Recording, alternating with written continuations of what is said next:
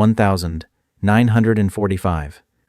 Inside a small town lost in western Germany, 87 American soldiers lay inside a stone school building. They couldn't walk.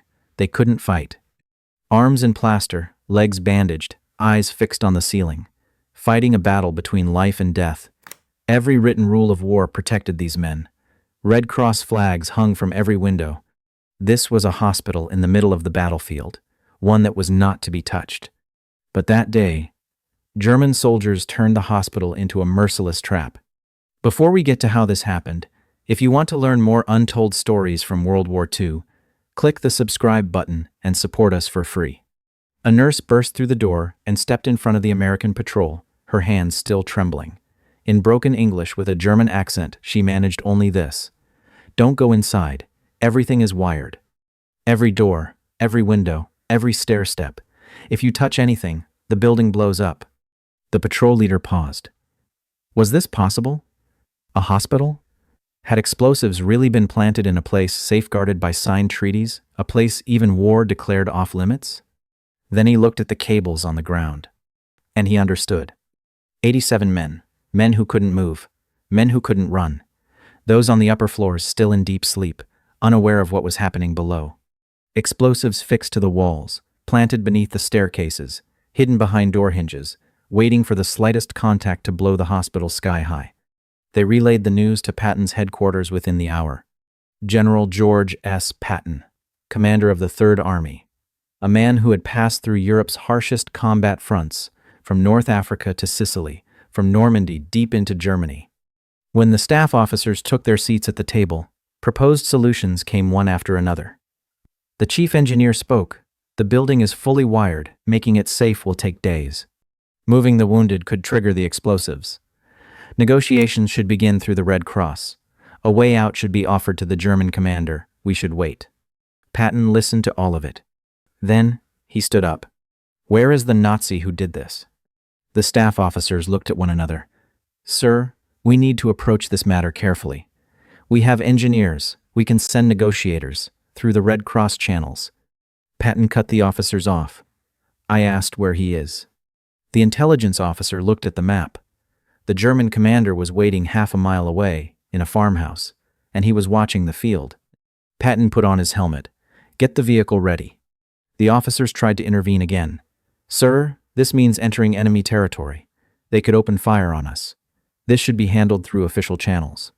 Patton walked past them and toward the door. 20 minutes later, Patton's jeep rolled into the German position. The young and exhausted German soldiers couldn't believe what they were seeing. An American general with 3 stars on his helmet, 2 pistols on his belt, walking straight toward the door of their commander. The German commander stepped outside.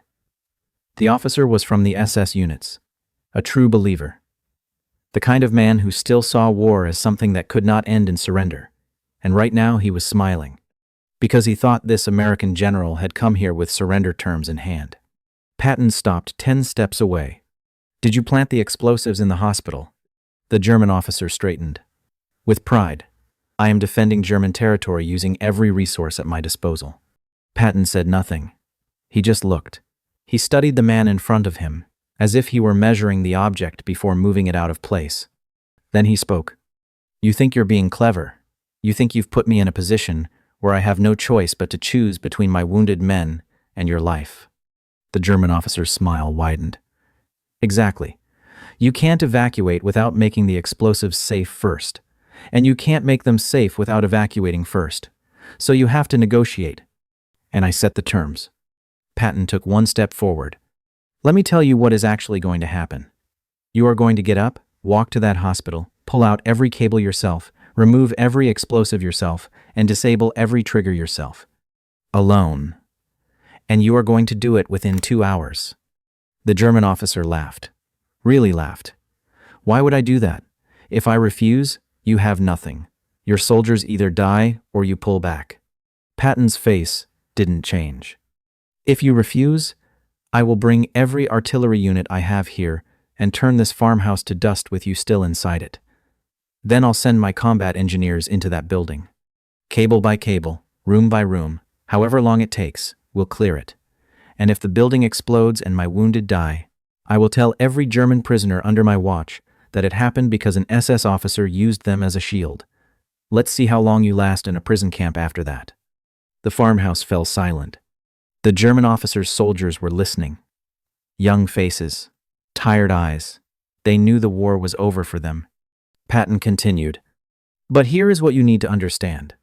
I am not negotiating. I am not offering terms. I am giving you the right to choose between two ways to die.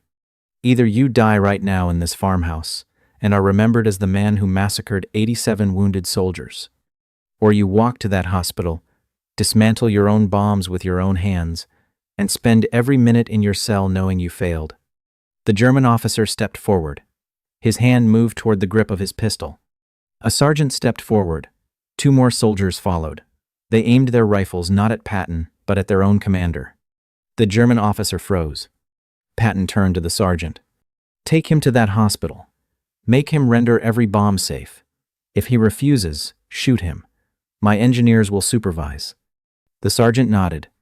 Within minutes, the German officer was walking toward the hospital under the armed escort of his own soldiers.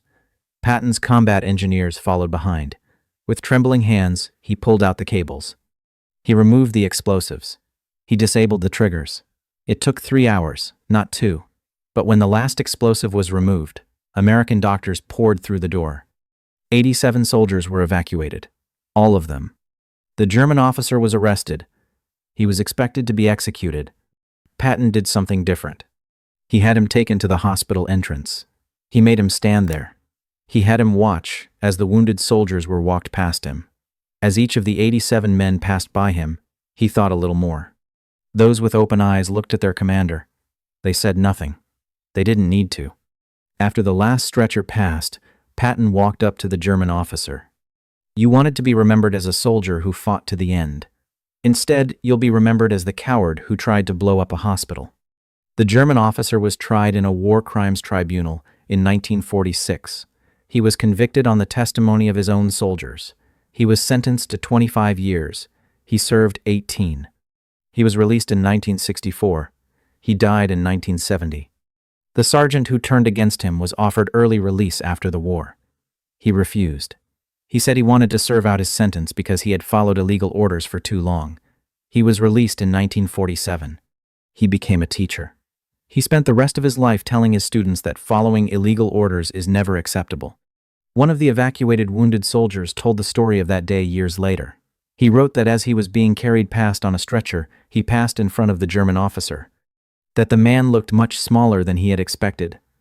Not dangerous, just pathetic. Years later, journalists asked Patton, "Were you really prepared to shell that farmhouse?" His answer was a single word. "Yes." He said nothing more. He didn't need to. This story was later taught as a lesson at West Point. Leadership under impossible pressure, refusing false dilemmas, turning your opponent's survival instinct into your most powerful instrument of leverage. And above all this, any calculation built on threat rests on a single assumption. The assumption that the person across from you will not act. When that assumption collapses, everything collapses. So what about you? If you were standing at the door of that farmhouse, 87 lives on one side of the scale, would you have sought negotiation or chosen confrontation? Write it in the comments. Thank you for watching. See you in the next video. Stay tuned.